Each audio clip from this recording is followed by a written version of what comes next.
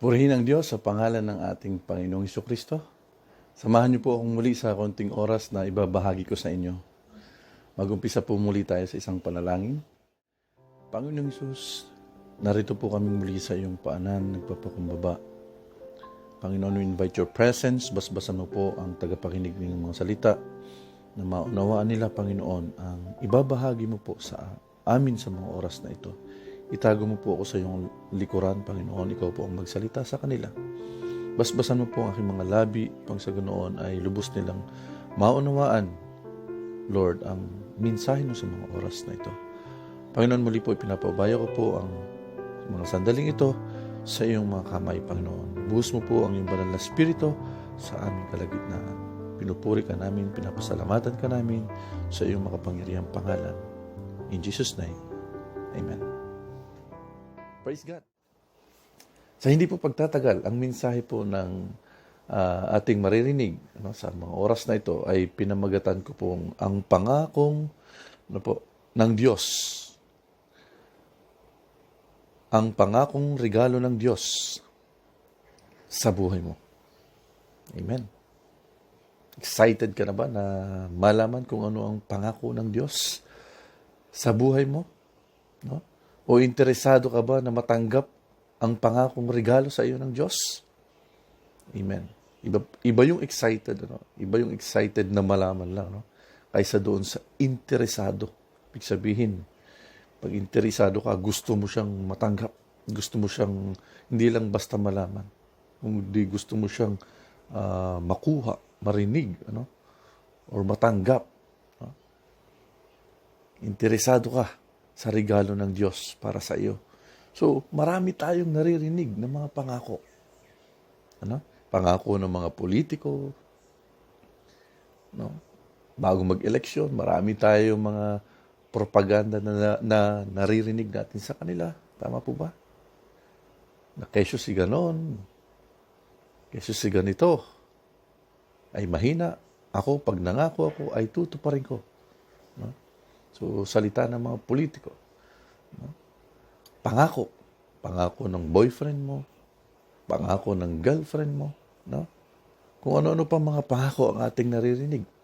Marami tayong naririnig ng mga pangako na kadalasan ay lagi namang napapako. Tama po ba? Ibig sabihin, hindi natutupad. Puro na lang pangako. Nung bago kayo ikasal ng asawa mo, ang pangako nyo sa isa't isa, for better or for worst, till that do us part. Amen? Kadalasang pangako na ating naririnig sa isa't isa, sa isang pagsasama. Pero ilang months, ilang years, hindi naman months siguro, mga ilang years na nagsasama, mabalitaan mo na lang, hiwalay na sila. Nawala na yung kanilang pangako sa isa't isa. Nang dating for better, naging for bitter na. Naging mapait na ang kanilang pagsasama. Pangako ng tao, mahirap panghawakan dahil walang katiyakan. Amen po ba? Amen po ba? Kaya nga sabi ng Biblia, it is better to trust in the Lord than to put confidence in men. In Psalms 118 verse 8. Lalong mabuti ang magtiwala o manganlong sa Panginoon kaysa maglagak ng tiwala sa tao. Amen po ba? Pero kahit paano naman, marami pa rin man tayong mga kilala na tapat sa kanilang mga pangako. May mga tao po pa rin na tayong na mapagkakatiwalaan. Sila yung mga taong may integrity. May word of honor. May isang salita. Ginagawa ang kanyang sinasalita. Amen? Sila mga taong iyong mapagkakatiwalaan. Tama po ba? Masasabihan ng iyong problema. Amen? Masasabihan ng iyong mga sikreto. Maaasahan sa panahon ng pangailangan, kagipitan. Kahit paano naman, may mga tao pa rin ganyan sa panahon natin. Praise God. Pero alam niyo po ba na may mas higit na dapat tayong pagkatiwalaan? At yun ay ang Panginoong Diyos. Amen. Hallelujah. Dahil ang pangako po ng Diyos ay hindi nagbabago. Ano po? Ang pangako niya at salita niya ay mananatili. Ano po? Tapat magpakailanman. Sabi ng Biblia sa Matthew 24:35, ang langit at ang lupa ay lilipas, datapot ang aking mga salita. Salita ng Diyos, ano? Ay hindi lilipas, hindi mawawala. Mananatili magpakailanman yan. Praise God. So, alam mo ba rin na ipinaghanda ka ng Diyos, no, ng tirahan doon sa kanyang kaharian? O hindi lang basta tirahan, ano po, kundi mansyon. Ano? At gusto ng Diyos na makasama ka niya pagdating ng araw doon sa kanyang kaharian. Ang sabi ng Panginoong Hesus sa John 14 verse 2, in my Father's house are many mansions. If it were not so, I would have told you. I go to prepare a place for you. No? In my Father's house are many mansions. Mansion yun, mga kapatid. Hindi lang basta bahay. Ano po? Dahil alam niyo, sabi nga ni Apostol Pablo sa kanyang isang mga salita, na tayo dito sa lupa, mga dayuhan lang po tayo dito. Hindi tayo lehitimong taga rito. Ano po? Doon tayo pupunta sa bahay ng ating Ama. Ano po? Doon kung saan tayo nagmula. Ano po? So balit bago pa man po siya umakyat sa langit, ano po? Para tuparin ang kanyang mga pangako, ay may utos po siyang ibinigay sa atin, no, na dapat nating ganapin. Ano? At kasunod nga po niyan, kanyang sinabi na siya ay ating makakasamang palagi hanggang wakas. Di ba? Nung umakyat ang ating Panginoong Hesus sa langit, no? Sabi niya doon sa kanyang mga alagad, no? Sa Matthew 28:20, sabi niya po, na ituro ninyo sa kanila na kanilang ganapin ang lahat ng mga bagay na iniutos ko sa inyo, at narito, ako'y sumasa inyong palagi hanggang sa katapusan ng sanlibutan. Amen. Praise God. Ano yung utos na yun, mga kapatid? No? Ano yung iniutos sa atin?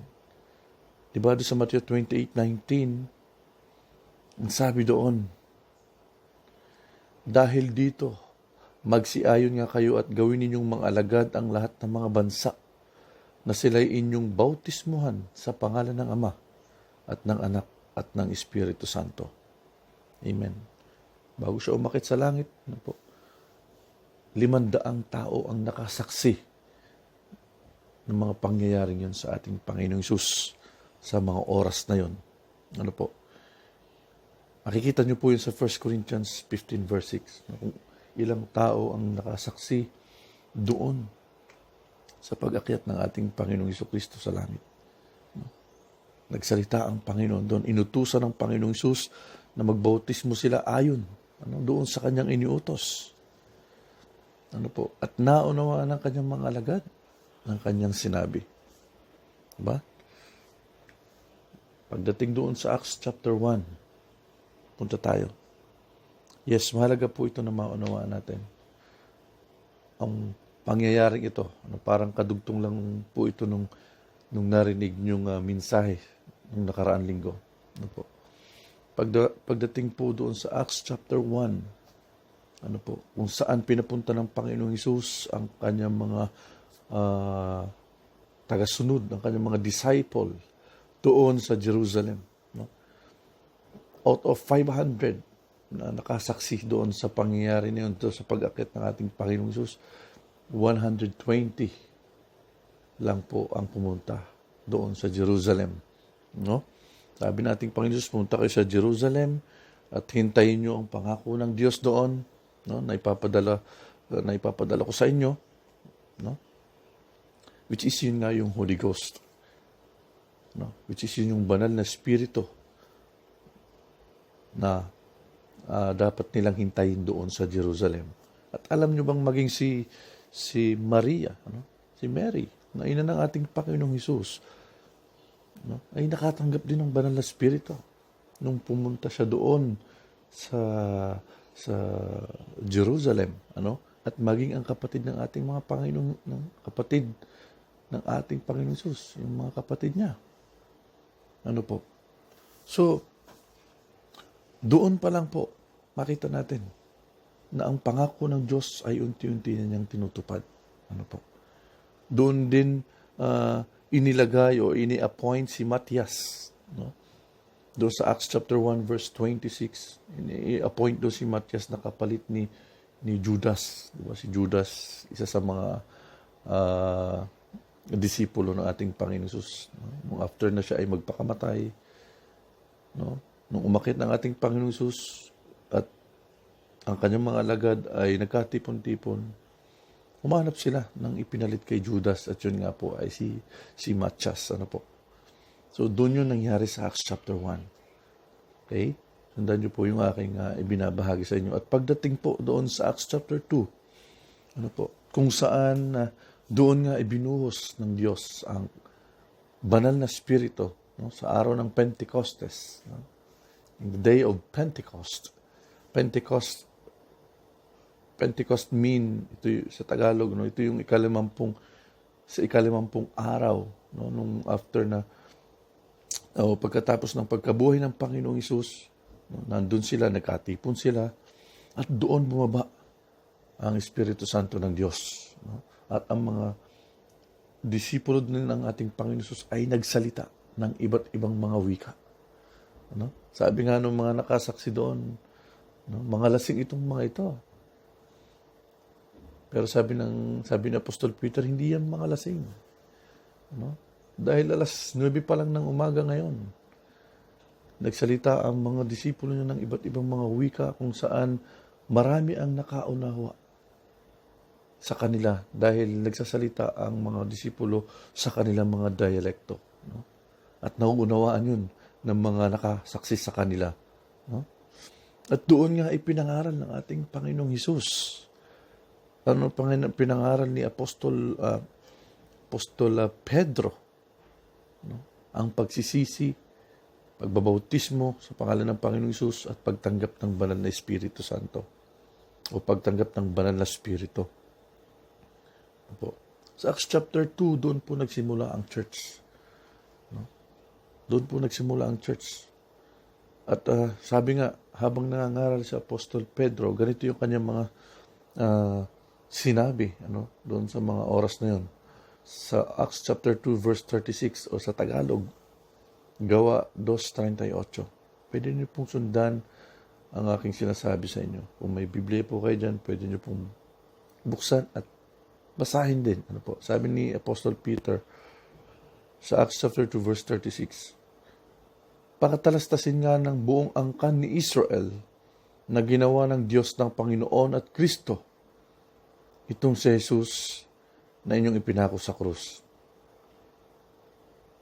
Verse 37, nang marinig nga nila ito, ay nasaktan ang kanilang puso at sinabi kay Pedro at sa ibang mga apostol, mga kapatid, anong gagawin namin? Alam niyo po doon sa pangaral ng Apostol Pedro, sinabi niya doon na itong ipinapako ninyo, no? Ating Panginoon Jesucristo, hindi niyo ba alam na siya ang Kristo? No? Hindi niyo ba alam na siya ang tutubos sa ating mga kasalanan? Alam niyo, habang nangangaral sa Apostol Pedro, nasaktan ng mga puso nung nakarinig sa kanya, sa kanya ng mga panahon na yon. Kaya tanong sa kanya ng mga tao, anong gagawin namin? Anong gagawin namin? Ang sagot ni Apostol Pedro. Verse 38, at sinabi niya sa kanila, magsisi kayo at magbautismo ang bawat isa sa inyo sa pangalan ni Jesucristo sa ikapagpapatawad ng inyong mga kasalanan at tatanggapin ninyo ang kaloob ng Espiritu Santo. Verse 39, sapagkat sa inyo ang pangako. Amen. Kanino daw mga pangako sa mga oras na yun? Doon sa mga nakarinig, sapagkat sa inyong mga pangako at sa inyong mga anak at sa lahat ng nasa malayo. Kasama tayo doon, tayong mga nasa malayo. No? Maging ilan man ang tawagin ng Panginoon nating Diyos sa Kanya. Amen? Ang pangangaral ni Apostol Pedro ay magsisi, magpabautismo sa pangalan ng Panginoong Kristo. Tanggapin ng Espiritu Santo. At ito ay pangako ng Diyos sa atin. No? Tayong mga nasa malayo, tayong mga hintil. No? But by faith, katulad natin ang mga Israelita sa kanilang pananampalataya. Amen? Sa verse 40, sabi dito, at sa ibang maraming salita ay nagpatotoo siya at nangaral sa kanila na sinasabi, magsiligtas kayo sa lahing o sa likong lahing ito. At sa verse 41, yaon ngang nagsitanggap ng kanyang salita ay nangabautismuhan at nangaparagdag sa kanila ng araw na iyon ang may 3,000 kaluluwa. Can you imagine that? Ano po? Mga tagapakinig, mga manonood. Doon sa mga oras na nangaral sa Apostol Pedro, nung naunawaan nila, nagsisi sila sa kasalanan nila, nagpabautismo sila sa pangalan ng Panginoon Kristo. 3,000 kaagad. Ano? 3,000 kaagad ang naligtas sa mga oras na yon. Makita niyo po natin doon ang importansya ng bautismo sa pangalan ng ating Panginoon Kristo, ang magsisi sa ating makasalanan, ano po, at tanggapin ng Panginoon Jesus sa pamamagitan ng bautismo sa kanyang pangalan. Ano po? Naunawaan po natin. Tanong. Siguro maitanong nyo, bakit kinakailangan ko magsisi? Kung ang pangangaral mo ay tungkol sa pangangaral ni Apostol Peter, baka sobrang makasalanan ng mga tao doon. Pero ako, sabi mo sa iyong sarili, wala naman akong kasalanan. Wala naman akong naagrabyado. Wala naman akong nasagasaan na tao. Tumutulong naman ako sa kapwa ko. Hindi naman ako nagkasala kahit kanino man. Yan yung mga kadalasang pangangatwiran na ating naririnig sa ating kapwa. Hindi ako nagkasala. Wala akong kasalanan. As long na ako ay hindi nakaka-agrabyado, nakakasagasa na aking kapwa, alam ko, nasa akin ang Diyos. Yes, tama yan. Isang bagay yan, na yan ay nakalulugod sa paningin ng ating Panginoong Diyos. No? Pero, bakit kinakailangan nating magsisi? Hindi natin pwedeng sabihin wala tayong kasalanan. Sabi ni Apostle John sa kanyang sulat, ganito, pakinggan nyo. Kung sinasabi nating wala tayong kasalanan, dinadaya natin ang ating sarili. At ang katotohanan ay wala sa atin. Verse 9, kung iahayag natin ang ating mga kasalanan, siya ay matapat at matuwid na magpapatawad at maglilinis sa atin sa lahat ng ating kalikuan. Verse 10, kung sinasabi natin hindi tayo nagkasala, ginagawa natin siyang sinungaling at ang salita niya ay wala sa atin. Nakita niyo? Ginagawa daw natin sinungaling ang Diyos kung sinasabi natin wala tayong kasalanan, hindi tayo nagkasala. Ano po? Nakita niyo yun? Dahil alam naman natin, sinabi ng Biblia sa Romans chapter 3 verse 23 na sapagkat ang lahat ng tao ay nagkasala nga. Ang lahat ng tao ay nagkasala. So sabi ko nga sa unang mensahe po nung last Sunday, hindi tayo exempted sa salita ng Diyos. Totoo lahat po ang sinasabi nito. At hindi tayo lahat nakarating sa kaluwalhatian ng Diyos. Ano po? Ang mag-isip pa lang sa ating kapwa na hindi maganda, ito'y kasalanan na. Sa ating pananalita, sa ating mga gawa. Ano po? Sabi ng ating Panginoon sa Mateo 5:28, datapot sinasabi ko sa inyo na ang bawat tumingin sa isang babae na taglay ang masamang hangad ay nagkakasala na ng pangangalun niya sa kanyang puso. Tingnan niyo yun mga kapatid. Tumingin ka pa lang dun sa isang babae na may pagnanasa. What? Sa isip mo pa lang, nagkakasala ka na ng iyong pangangalun niya. Guilty ba tayo lahat yan? Pag nakakita tayo ng isang maganda, sexy, di ba?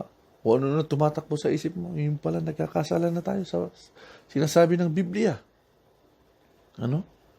So, Maaaring tinatanong mo pa rin. So, bakit nga kinakailangan ng tao na magsisi?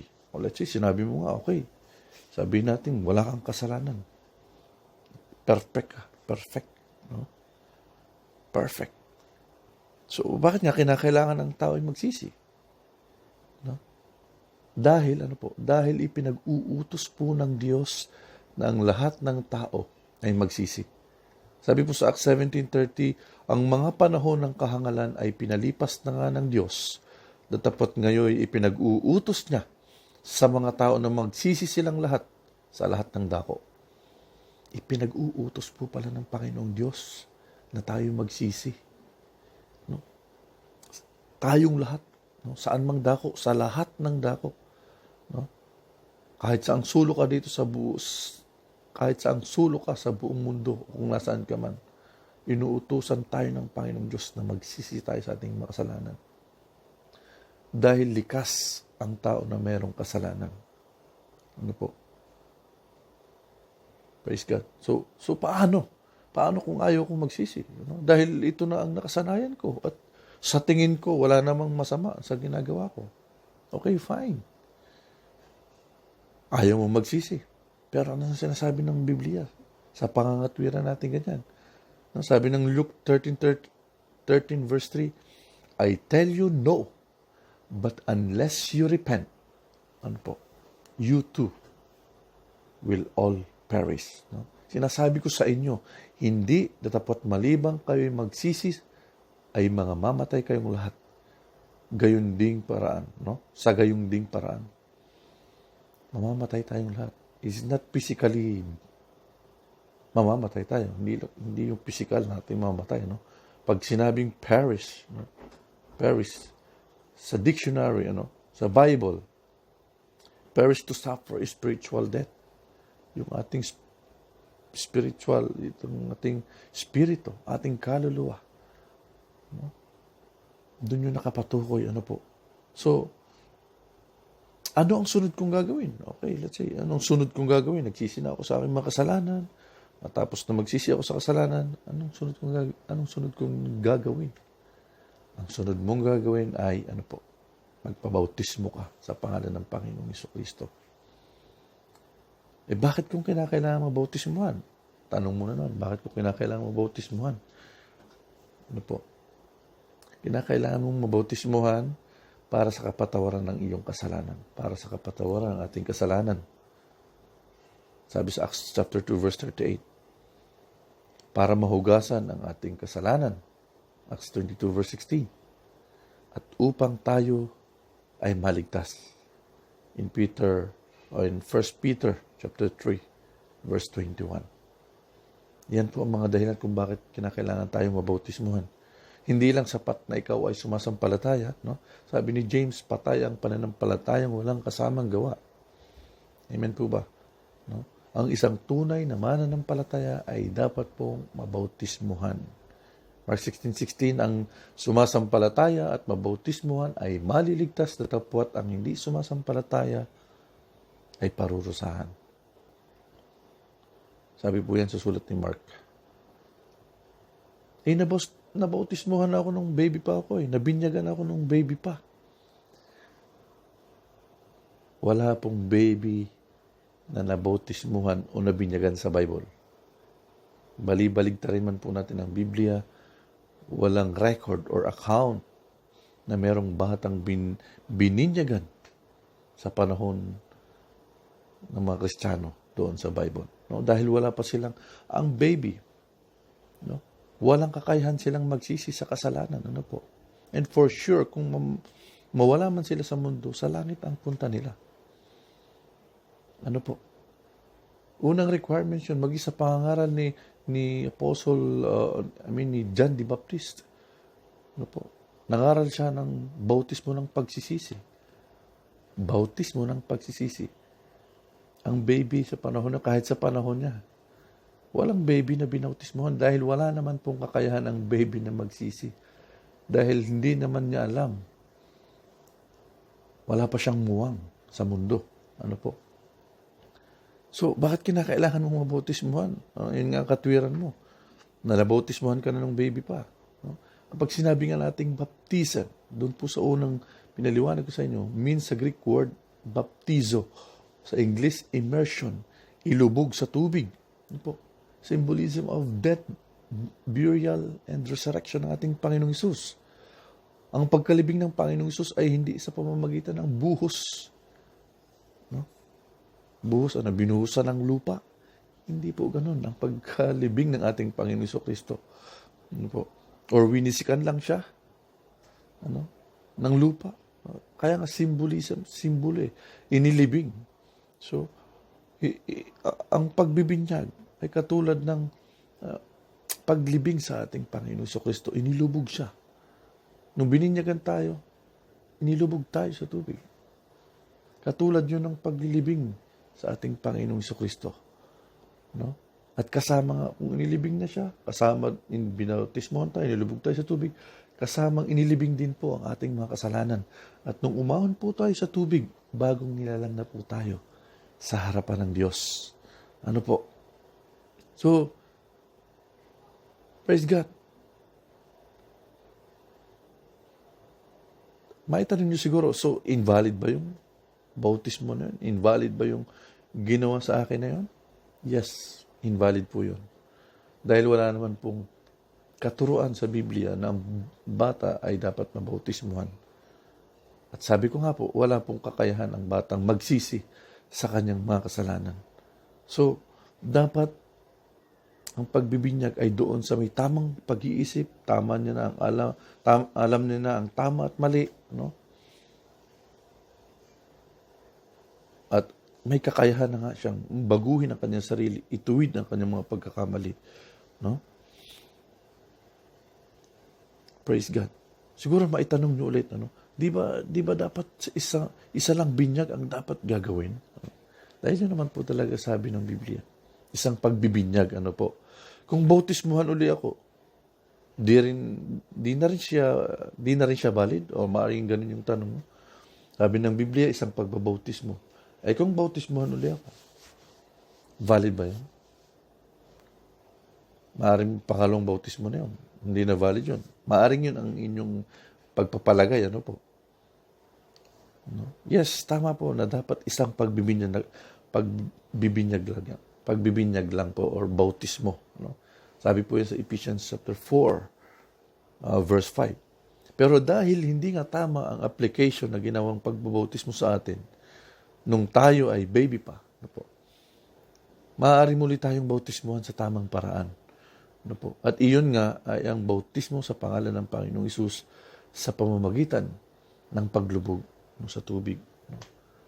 At kinakailang i-invoke ang pangalan ng Panginoong Jesucristo once na ikaw ay inilubog sa tubig. Po? At may halimbawa po tayo dyan. Sa rebaptisan, doon nga sa tanong nyo, na pwede ba uling mabautismuhan ang isang tao? Gayong nabautismuhan na siya. No? At gayong di sinasabi ng Biblia na isang bautismo lang dapat? Yes. Sa panahon po ni Apostle Paul, sa Acts chapter 19, ganito po ang sinasabi. Verse 1. At nangyari sa samantalang si Apollos ay nasa Corinto, pagkatak ni Pablo ng mga lupaing matataas ay napa sa Efeso at nakasumpong ng ilang mga alagad. Verse 2. At sa kanila'y sinabi niya, tinanggap ba ninyo ang Espiritu Santo nang kayo'y magsisampalataya?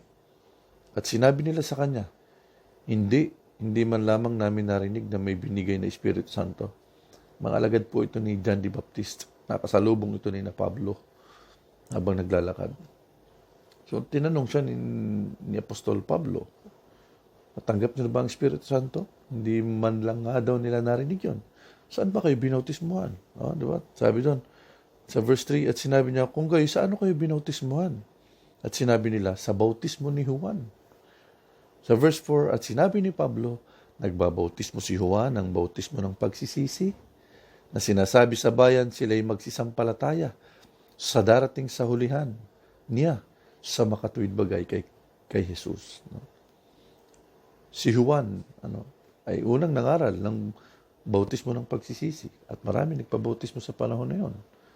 No? Pero sabi ni Apostol Pablo, Si Juan ay nangangaral ng pagsisisi na dapat doon kayo manampalataya sa nasahulihan niya. Yung kasunod niya, which is ang ating Panginoong Hesus. At nang kanilang marinig ito, narinig ng mga tagasunod ni Juan Bautista, at nang kanilang marinig ito, ay nagpabautismo sila sa pangalan ng Panginoong Hesus. Nagpabautismo ulit sila sa pangalan ng Panginoong Hesus. So ilang beses sila binautismuhan? Hindi dalawa. No? Hindi dalawa. Yes, nabautismuhan sila kay Juan, pero yung tanong nyo, isang beses lang? Yes, isang beses. Pero dapat sa pangalan ng Panginoong Hesus. Kita mo, maging sa time ni John the Baptist, sa time ni Apostol Pablo, kung hindi kompleto ang pagtanggap sa plano ng kaligtasan ng Diyos, kinakailangan muling bautismuhan. At ikaw, tayo, o kung ikaw ay hindi pa nakabautismuhan sa pangalan ng Panginoong Hesus, magpabaptize ka sa pangalan ng Panginoong Hesus. Dahil wala pong mawawala sa iyo. Dahil ito ang pangako ng Diyos. Regalo sa atin ng kaligtasan. Sumunod sa kanyang kalooban. Ano po? Tanggapin. Pangatlo, tanggapin ang banal na Espiritu. Ano ba ang banal na Espiritu? Madalas nating naririnig, o yung Espiritu Santo. No? Ang banal na Espiritu po, ito po yung in a simple illustration, ito po ay kapangyarihan ng ating Panginoong Diyos. Ito po yung gumagabay sa atin sa araw-araw ng ating buhay, dahil hindi po natin kayang mumuhay ng matuwid sa mata ng Diyos kung tayo lang ang gagawa sa sarili po natin. Sa simpleng paliwanag, ito po ay kapangyarihan ng Diyos na nagbibigay sa atin ng leading gabay, sa atin. At marami siyang ginagawa sa buhay natin. He is our comforter. In John 14:26, basahin niyo po yan. Sabi doon, susuguin ng aking Ama, ang Espiritu Santo, na siyang mang-aaliw sa inyo. Magbibigay sa atin ng comfort. Susuguin ng Ama sa aking pangalan. Anong pangalan ng Espiritu Santo? Pangalang Jesus. There's only one Spirit in the Bible. Isa lang po ang Espiritu ng Diyos. At yun po ay ang Espiritu Santo sa pangalan ng ating Panginoong Jesucristo. John 14:26, basahin niyo po yun. Ang Espiritu Santo or Banal na Espiritu siyang tumutulong sa atin sa pananalangin.